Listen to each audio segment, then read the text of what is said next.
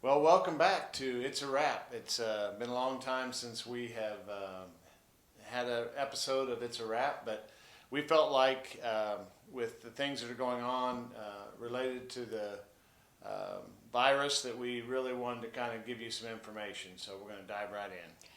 Yes, so Mr. Berblinger, we've just got off the phone with our Kansas Commissioner, Randy Watson, and we've got some guidelines. Can we talk a little bit about who cancels school, who makes that call? What did we learn about that? Well, I think that's a question that's out there a lot.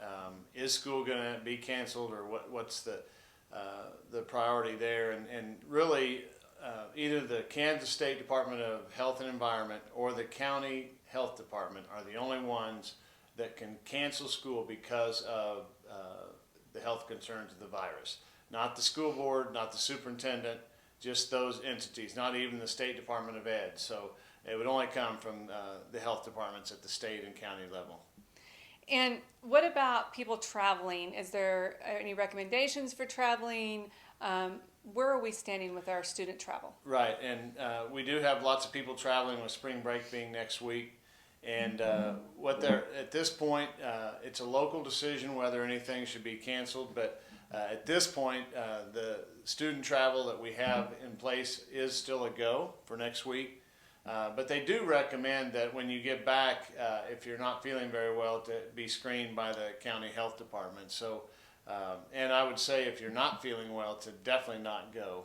So it is a parent choice if a student goes. Choice, yeah.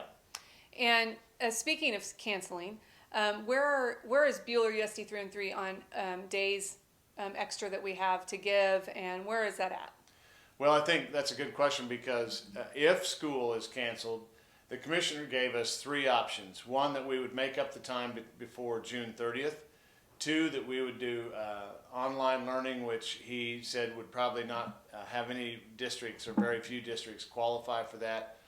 Or ask for a waiver around the 16 hours that are required for education. So we had built in 7 days above the basic requirement.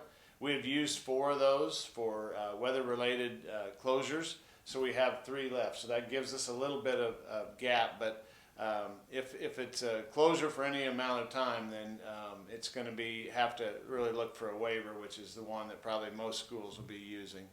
And so that waiver, what does that waiver mean? Does that mean that we have to, what does all a waiver entail? A lot of people don't know what that means. Yeah, it would be that we wouldn't have to have the 1,116 hours, especially we get a little close with seniors because they get out a little early, but that we would give up some of those requirements that are there by state statutes. So that would mean it waives attendance, it waives content, it waives requirement for seat time. Yeah. Basically waives how many hours they have to attend to graduate or to get credit. Right.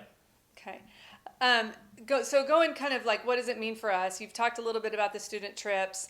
What about sports practices over spring break? Well, that's a good question because some of them will start in. At this point, all practices will be as scheduled, and most of those activities are outside anyway, so we're not as concerned.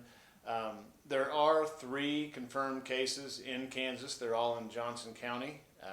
As of what, 1 o'clock today? As of 1 o'clock. So, and that's a good point that all of this could change. I mean, there was so many changes yesterday on Wednesday with NCAA and today the NJCAA, and there's just a lot going on. So people really just need to pay attention to what they see on social media from the school or from their coaches.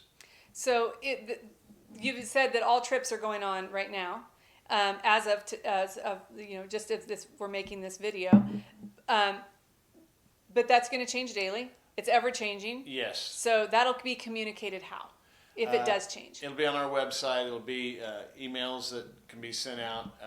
But I would stay closely viewing our social media and from the sponsors, that if you were going to be on a trip, that those sponsors would send something out to the people going.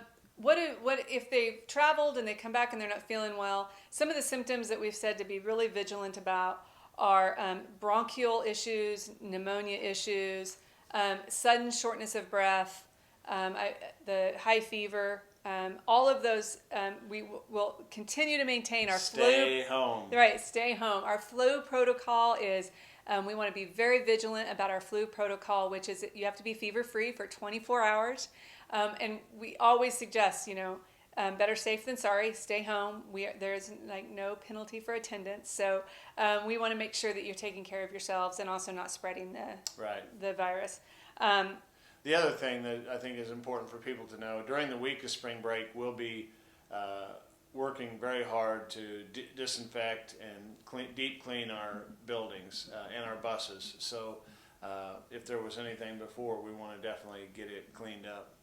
Right. In fact, to help our custodial crew really focus on disinfecting and making sure everything's ready to go, we've canceled all outside, non-school sponsored activities inside our facilities. So if somebody wanted to rent the facilities, we've just asked them that we're going to suspend that so we can focus our time on deep cleaning and disinfecting rather than helping out with groups coming in. Yeah, that's great.